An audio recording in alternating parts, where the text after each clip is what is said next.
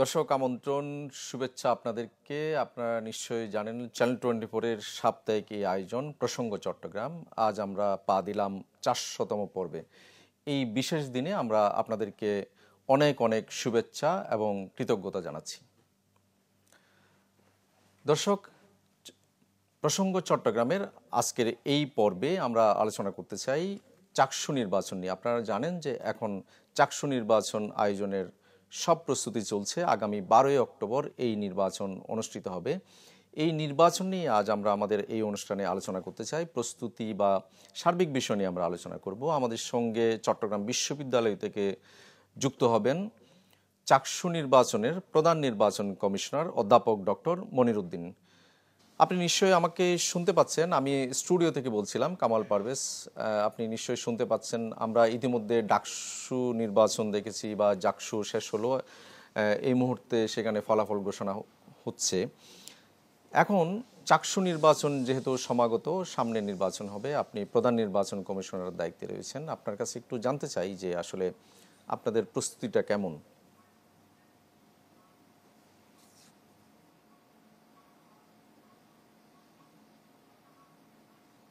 ধন্যবাদ। আমরা চাকসু নির্বাচনের আমাদের যে স্কেজুয়াল ওটা আমরা ঘোষণা করেছি 28 তারিখে, গত মাসে আগস্টের 28 তারিখে আমরা তফসিল ঘোষণা করেছি। 1 তারিখে আমরা খসড়া ভোটার তালিকা প্রকাশ করেছি। তবে আমাদের প্রথম যখন আমরা আমাদের তফসিল ঘোষণা করি, এর পর দিনেই বিশ্ববিদ্যালয়ে একটা অনাকাঙ্ক্ষিত ঘটনা ঘটে যায়। শিক্ষার্থীদের সাথে গ্রামের লোকজনের একটু দ্বন্দ্ব হয়ে যায়। বেশ কিছু শিক্ষার্থী অসুস্থ বা ইনজিউর্ড হয়। এই কারণে আমরা আমাদের খসড়া ভোটার তালিকার যেই কারেকশনের জন্য আমরা যেই ডিপার্টমেন্টগুলোকে পাঠিয়েছিলাম, শিক্ষার্থীদের অনুপস্থিতিতে আমরা সেটি প্রপারলি করতে পারিনি বলে আমরা 3 দিন পিছিয়েছি এবং সেটি 9 তারিখে সম্পন্ন হয়েছে। সেই অনুসারে আমরা গত 11 তারিখে আমাদের ফাইনাল ভোটার তালিকা দেওয়ার কথা ছিল, কিন্তু আমরা 2 দিন পিছিয়ে আজকে রাত্রে 12টার মধ্যে ফাইনাল ভোটার তালিকা দিয়ে দেব। এই দেওয়ার পরপরই আমাদের মূল কাজটা শুরু হবে। আগামী দিন সকাল 9টা থেকে আমাদের প্রার্থিতার জন্য যেই নমিনেশন ফর্ম সেটি ডিস্ট্রিবিউট করা হবে। তো শিক্ষার্থীরা বেশ উৎসাহী। আমি দেখলাম যে অনেকেই আমার সাথে যোগাযোগ করছে। তো আগামী দিন 9টা থেকে আমাদের চাকসু নির্বাচনী অফিস থেকে শিক্ষার্থীরা তাদের মনোনয়ন ফর্ম নেবে। মনোনয়ন ফর্ম নেওয়ার পরে তাদের দায়িত্ব হবে মনোনয়ন ফর্মটা প্রপারলি ফিল আপ করা। মনোনয়ন ফর্ম ফিল আপ করে তারা ডোপ টেস্টের জন্য একটা স্যাম্পল দিতে হবে আমাদের বিশ্ববিদ্যালয় মেডিকেল সেন্টারে।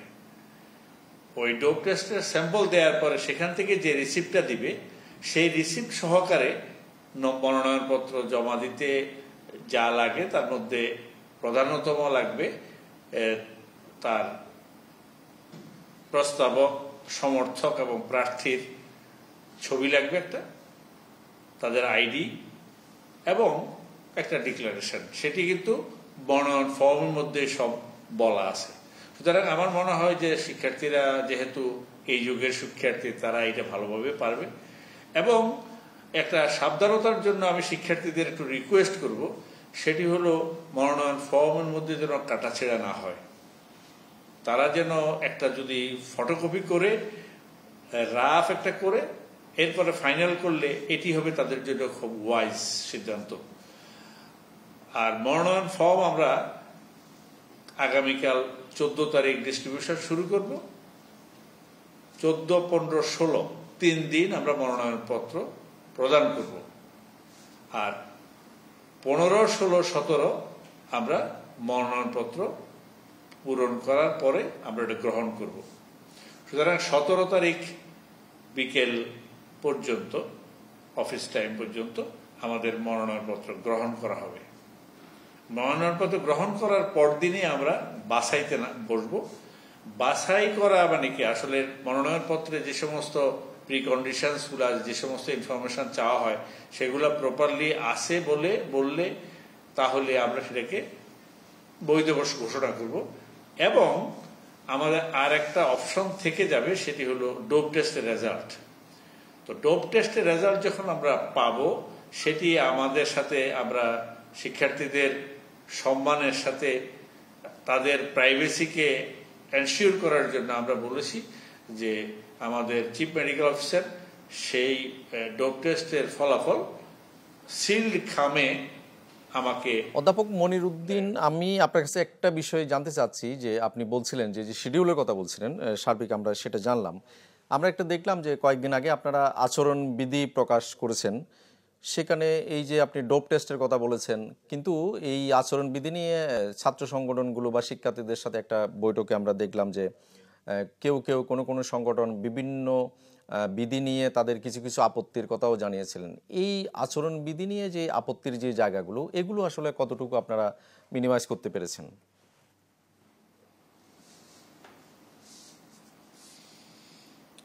আচরণবিধি আসলে আমরা আচরণবিধির জন্য শিক্ষার্থীদের সাথে প্রথম বসেছি এবং সেটার জন্য আগামীকালকে আমরা আমাদের এর আগের দিন সাংবাদিকদের সাথে বসেছি। এবং আমরা যখন মনোনয়নপত্র পাবো তখনও শিক্ষার্থীদের সাথে এবং প্রার্থীদের সাথেও আমাদের কিছু আলোচনা করতে হবে। তবে এটা একটা ধারাবাহিক প্রক্রিয়া। আপাতত আমরা যেই আচরণবিধির যে সমস্ত ক্লজগুলোকে আমরা হাইলাইট করতে চাই, সেটি হলো মনোনয়নপত্র জমা দেওয়া সংক্রান্ত যে আচরণবিধিগুলা, এটাকে আমরা আপাতত এনশিওর করব। এরপরে আরো যখন আমরা প্রার্থিতা শেষ হয়ে যখন ফাইনাল প্রার্থিতা হবে, তখন যে সমস্ত বিধিনিষেধ আমাদেরকে খুব কড়াকড়িভাবে মেনে চলতে হবে, সেটি আমরা আরেকটু সময় নেব, কারণ আমাদের শিক্ষার্থীদের কিছু বলার আছে। আজকেও আমার কাছে একটা গ্রুপ অফ স্টুডেন্টস তারা তাদের একটা স্মারকলিপির মতো দিয়ে গেছে। আমরা সেখান থেকেও আমাদের যতটুকু সম্ভব আমরা শিক্ষার্থী বান্ধব হতে চাই। আমরা নির্বাচন কমিশন আসলে তো আমরা নির্বাচন পরিচালনাই করব। শিক্ষার্থীরা তাদের মনের আনন্দে, মনের আনন্দ চিত্তে যেটি গ্রহণ করতে পারবে, যেটি করতে পারবে, আমরা সেটা তাদের সাথে আলোচনা করে ঠিক করব।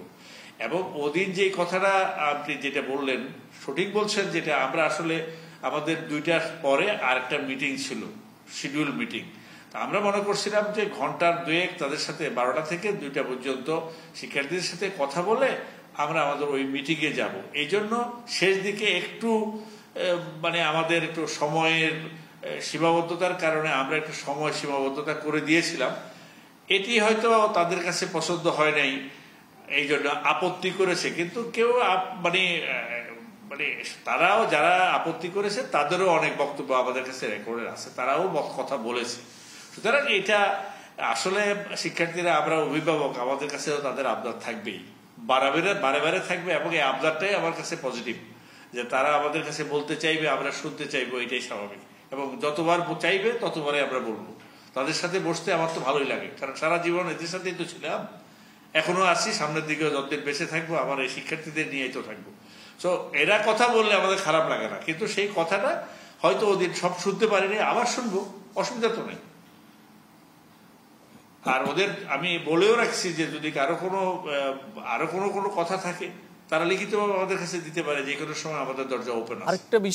আরেকটা বিষয় আমি আপনার কাছে জানতে চাই, সেটা হচ্ছে যে আপনি নিজেও দেখেছেন যে ডাকসু কিংবা জাকসুতে নির্বাচন করতে গিয়ে নির্বাচন কমিশন বা কর্তৃপক্ষের প্রতি যে যারা প্রতিদ্বন্দ্বী, তাদের যে আস্থার জায়গা নিয়ে কোনো জায়গায় জাকসু বা ডাকসুতে প্রশ্ন উঠেছে।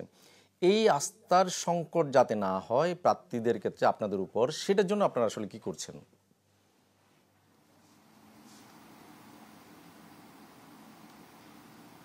এটা আমি ধন্যবাদ। আমি এই বিষয়টাকে খুবই গুরুত্বের সাথে, আজকে আমাকে আরো 2-1 বার জিজ্ঞাসা করা হয়েছে, আমি একই কথাই বলেছি যে আমাদের শিক্ষার্থীরা আমাদের কাছে আমানত। তারা তাদের গার্ডিয়ানের পরে আমাদের এখানে এসে আমাদের সাথে তারা দীর্ঘ সময় থাকে এবং তারা ম্যাচিউর শিক্ষার্থী, প্রাপ্তবয়স্ক। সুতরাং তাদের বিবেচনা বোধ থাকবে অসম্ভব টনটনে, এটা কোনো সন্দেহ নেই। কিন্তু আমি যেটা ব্যক্তিগতভাবে বিশ্বাস করি যে আমরা শিক্ষকরা এটা পরিচালনা করছি, কিন্তু আসলে এটার উপকারিতা ভোগ করবে শিক্ষার্থীরাই। সুতরাং আমাদের এখানে স্বার্থ সংশ্লিষ্ট কোনো বিষয় কিন্তু আমার কাছে আছে বলে অন্তত আমি মনে করি না। আর তারপরেও আমি যেহেতু নির্বাচন কমিশনের দায়িত্ব আমাদেরকে দিয়েছে, আমি স্বতঃস্ফূর্ত হয়ে গত পরশু গত বৃহস্পতিবারে আমি ভাইস চ্যান্সেলর মহোদয়কে বললাম যে আপনি একটা শপথ গ্রহণের একটা ব্যবস্থা করেন, যেটি আমার মনে হয় যে কোনো বিশ্ববিদ্যালয়ে এটা হয়নি। তারপরে আমি শপথ গ্রহণ করেছি এবং আমার যারা কমিশনার আছে তাদেরকে শপথ গ্রহণ করিয়েছি। আমি বুঝাতে চাচ্ছি যে আমরা একটা কমিটমেন্ট নিয়ে এই দায়িত্বটা পালন করতে চাই। সেই কমিটমেন্টটা হলো আমরা মানুষ কাজ করতে কোনো জায়গায় ভুল করতে পারি, কিন্তু ইন্টেনশনালি কোনো কিছু করব এই বিষয়টা যেন শিক্ষার্থীদের মাথায় না আসে, সেজন্য সেই আস্থার জায়গাটাকে আমরা রিপেয়ার করতে চাই। আমি মনে করি যে আমাদের শিক্ষার্থীরা, আমরা তাদের কাছে অভিভাবক ক্যাম্পাসের, অভিভাবক ডিপার্টমেন্টের, আমরা তাদের শিক্ষার্থী হিসাবে পড়াই, মূল্যায়ন করি, তাদের ফলাফল দেই, তারা গ্রাজুয়েটেড হয়, দেশের বিভিন্ন জায়গায় বা পৃথিবীর বিভিন্ন জায়গায় তারা দায়িত্ব পালন করে। সুতরাং এখানেও আমরা সেরকম একটা দায়িত্বশীল আচরণ আমাদের কমিশনাররা করবে বলে আমি মনে করি। এবং আমি মনে করি যে শিক্ষার্থীরা যদি কোথাও দেখে যে আমরা ভুল করেছি, সেটাকে ইন্টেনশন যদি ইন্টেনশনাল প্রমাণিত না হয় বা ইন্টেনশনাল মনে না হয়, তাইলে ভুলকে আমরা দামা চাপা দেব না। এইটা হলো আমার কথা ক্লিয়ার, যে আমি চাই যে আমরা ভুল যদি করে থাকি, যেমন আমি মনে করি যে আমরা পরীক্ষার হলে প্রশ্ন দিতে আমরা একজনকে দুইটা দিয়ে দিই অনেক সময় ভুলে, কিন্তু এর অর্থ এই নয় যে আমি তাকে দুইটা প্রশ্নের উত্তর দিতে বলছি। এটা হয় অনেক সময় যে মানুষেরই একটা হয়তো কার্যক্রমে কোনো একটা ভুল হয়ে যায়, কিন্তু সেটা স্বাভাবিকভাবে নিয়ে এটাকে আমরা ওন করব যে আমরা ভুল করেছি, কিন্তু সেটাকে ধামাচাপা দেওয়ার জন্য কোনো ন্যারেটিভ আমরা তৈরি করতে চাই না। আমার বক্তব্যটা হলো এরকম। সুতরাং আমি আমার শিক্ষার্থীদের কাছে বারে বারে বলবো যে আসুন আমরা আলোচনা করি, যতবার প্রয়োজন কথা বলবো, কিন্তু ভুল বুঝাবুঝিটা যেন না হয়। আর ভুল বুঝাবুঝির কারণেই দুইটার নির্বাচনের মধ্যে অনেক কথা হয়ে গেছে। আমি জানি না নির্বাচনের এখানে কোনো ইন্টেনশন ছিল কিনা, আমি সেই প্রসঙ্গে যাব না। সেটা যারা নির্বাচনে অংশগ্রহণ করেছে বা যারা প্রার্থীতা ছিল বা ওদের কাছে কথা। কিন্তু আমি একটা কথাই শুধু বলি, সেটি হলো যে আমি সাদা মনের মানুষ সাদাভাবে দেখতে চাই। আমার শিক্ষার্থীরা তাদের যোগ্য প্রার্থীকে নিজের সমর্থন দিয়ে নির্বাচিত করলে তাদের প্রবলেম, তাদের পক্ষে তারা কথা বলবে, এই প্রত্যাশা নিয়ে আমি এই দায়িত্বটা পালন করতে চাই।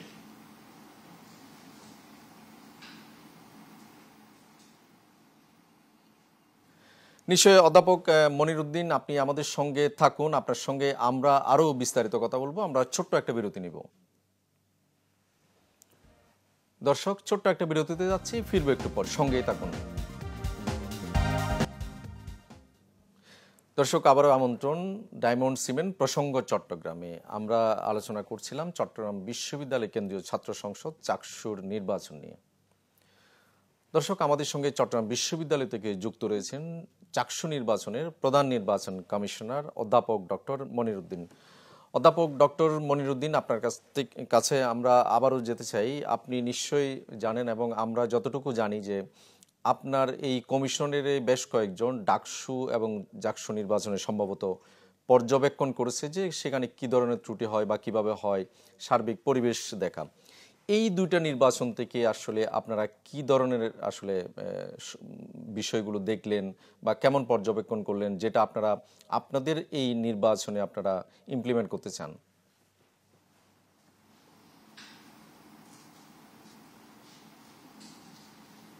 ধন্যবাদ। আমরা আসলে জাকসুতে আমরা যাই নাই। ডাকসু নির্বাচনে আমরা তিনজন, আমি, প্রফেসর বাহাদুর এবং প্রফেসর আরিফ, আমরা তিনজন গিয়েছিলাম এবং আমরা কয়েকটা কেন্দ্র দেখেছি। উদ্দেশ্যটা কিন্তু আমাদের কিছু প্র্যাকটিক্যাল দেখার হতে পারে, কিন্তু আমরা যে সমস্ত প্ল্যানগুলো করছি ওইটার সাথে আমরা কিভাবে করতে পারি, অ্যাকমপ্লিশ করতে পারি, আমরা সেটাকে একটু ওখানে দেখতে চেয়েছি। তবে আমি আপনাদের একটু আপনার পুরনো কথার আগের কথা ধারাবাহিকভাবে একটু বলি। আমরা আস্থার যে সংকটটা বিভিন্ন জায়গায় দেখলাম, সেটাকে রিপেয়ার করার জন্য আমাদের কিছু পরিকল্পনা আমরা চিন্তা করছি। এখনো আমরা বলছি না যে আমরা এক্স্যাক্টলি করতে পারবো, কারণ আমাদের বিভিন্ন স্টেক হোল্ডারদের সাথে আমাদের কথা হবে, স্টুডেন্টদের সাথে হবে বিশেষভাবে, এবং আমাদের অন্য যারা শিক্ষকরা আছেন, আমাদের বিভিন্ন ডিপার্টমেন্টের চেয়ারম্যানদেরকে, যাদেরকে কালকে আমি বিভিন্ন চেয়ারম্যান নয় তো সব অফিস প্রধানদেরকে, ডিন, প্রভোস্ট, চেয়ারম্যান সবাইকে কালকে আমি একটু রাখাওয়ার দাওয়াত দিয়েছি। কি জন্য? Just to make a ownership. আমরা যেটা সবাই বিশ্ববিদ্যালয়ের এই কার্যক্রমকে আমরা সবাই ওন করি অন্তর থেকে, যে বিশ্ববিদ্যালয়ের শিক্ষকরা সব যেখানে আসি সবাই এই যজ্ঞটাকে, এই কার্যক্রমটাকে সচল এবং সুন্দর করে পরিসমাপ্তি করার জন্য সবার আন্তরিকভাবে যেন চেষ্টা করে, সেরকম একটা আহ্বান আমি জানাবো কালকে। এটা হলো প্রথম একটা কার্যক্রম।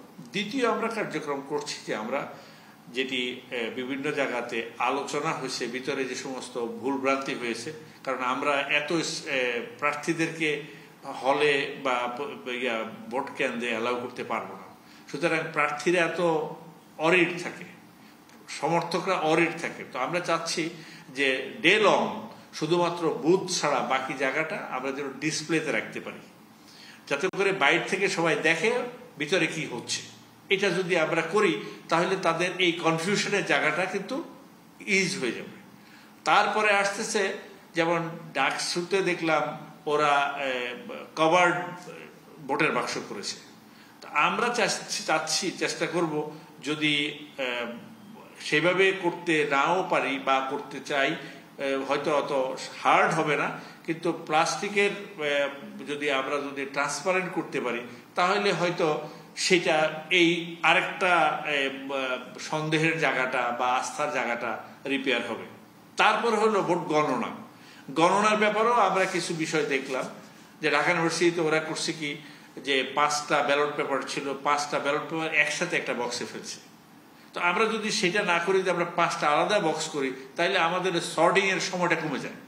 সর্টিং এর সময় করলে আমাদের সময়টাও, গণার সময়টাও কমে যাবে। কিন্তু আমরা কোনোভাবেই মনে করি না জাকসুর মতো কোনোভাবেই ম্যানুয়াল গড়ার পক্ষে আমরা মত দেই না। তার কারণ এটি সময় সাপেক্ষ এবং সবার উপরে একটা অসম্ভব প্রেশার পড়ে, এবং এটা প্রেশার পড়তে যাইয়া শিক্ষক, শিক্ষার্থী, দেশবাসী সবাই কিন্তু একটা টেনশনে থাকে। সুতরাং আমরা এই বিষয়গুলোকেও অ্যাড্রেস করতে চেষ্টা করছি, যে how to make it easy.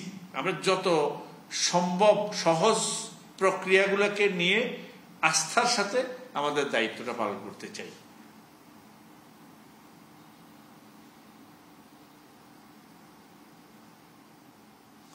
অধ্যাপক মনিরুদ্দিন, আপনি বলছিলেন যে আপনাদের অনেকগুলো বিষয়ে কথা বলছিলেন। আমি আরেকটা বিষয় আপনার কাছে জানতে চাই, সেটা হচ্ছে আপনি নিজেও দেখছেন যে 30 এবং 31 আগস্ট শিক্ষার্থীদের সাথে একটা অপ্রীতিকর ঘটনা ঘটেছে। এই প্রেক্ষিতে যদি আমি আপনার কাছে জানতে চাই যে এই নির্বাচন ঘিরে তখন সার্বিকভাবে আসলে নিরাপত্তারও একটি বড় প্রশ্ন আসে, বিশেষ করে ভোটের দিন যেমন, পাশাপাশি ভোটের আগে প্রচার প্রচারণা বা সার্বিক পরিবেশের নিরাপত্তার একটা বিষয় থাকে। এইটা নিয়ে আসলে আপনাদের প্ল্যান কি?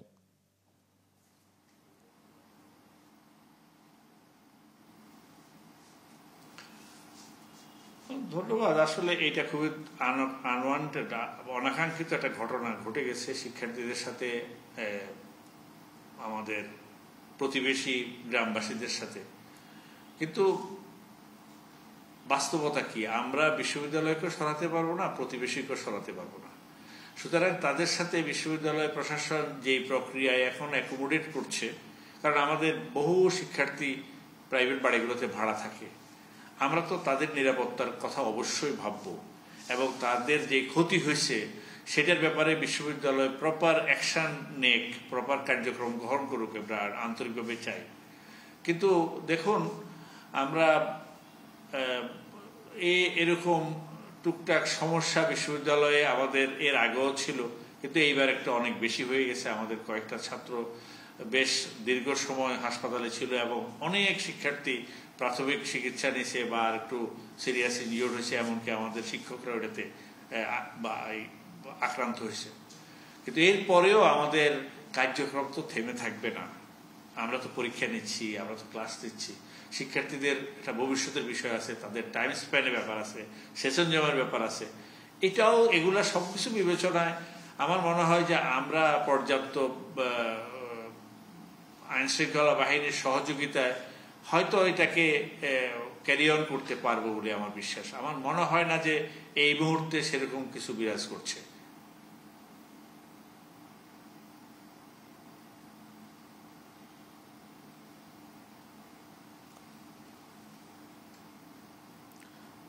অধ্যাপক মনিরউদ্দিন থাকুন আপনি আমাদের সঙ্গে। দর্শক, আপনারা নিশ্চয়ই জানেন যে জাকসু নির্বাচনের ফলাফল ঘোষণা চলছে। আমরা এই মুহূর্তে চলে যেতে চাই সেখানে।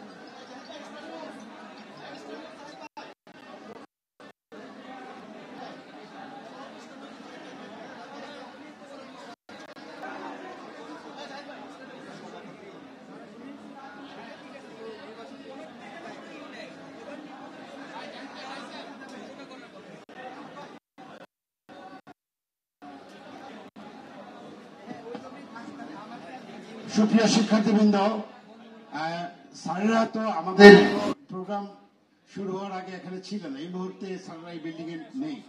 তো যাই হোক, স্যারেরা আপনাদের সকলকে, মাননীয় উপাচার্য স্যার অভিনন্দন জানিয়েছেন, আপনাদের প্রতি কৃতজ্ঞতা প্রকাশ করেছেন। আমরা অন্যদিন আরেকদিন স্যারদেরকে নিয়ে মিলিত হব। তো এই পর্যায়ে তাহলে আমাদের বহুল কাঙ্ক্ষিত ডাকসু নির্বাচনের ফলাফল ঘোষণা করার আপনাদের সকলের সহযোগিতা চাই। আমরা চাই খুব সুশৃঙ্খল ভাবে, আমরা নিয়মতান্ত্রিক ভাবে এই ফলাফল ঘোষণা কার্যক্রমটি সম্পন্ন করতে চাই। একটু বি কেয়ারফুল। আপনারা ইলেকট্রিসিটি লাইন আছে, কারো মাথায় বা হাতে যাতে কোনো প্রকার দুর্ঘটনার কবলে আমরা না পড়ি, দয়া করে খেয়াল রাখবেন। তো প্রথমে আমরা জানি জাকসুতে পদ হচ্ছে মোট 27টি, তার মধ্যে 2টি পদ। একটি পদে আমাদের বিশ্ববিদ্যালয়ের অভিভাবক সভাপতি মাননীয় উপাচার্য স্যার, আরেকটি পদে জাকসুর গঠনতন্ত্র অনুযায়ী সেখানে আরেকজন শিক্ষক ট্রেজারার হিসেবে দায়িত্ব পালন করবেন। তার পাশাপাশি শিক্ষার্থী প্রতিনিধি হচ্ছে 25 জন। তন্মধ্যে আমি প্রথমে কার্যকরী সদস্য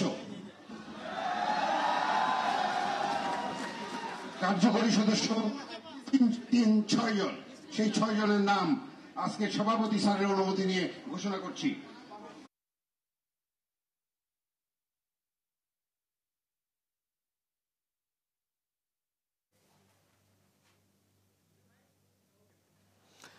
দর্শক, আমরা এতক্ষণ ছিলাম জাকসু নির্বাচনের ফলাফল ঘোষণা চলছে সেখানে। আমাদের সঙ্গে এতক্ষণ থাকার জন্য আপনাদেরকেও ধন্যবাদ। ভালো থাকুন সবাই।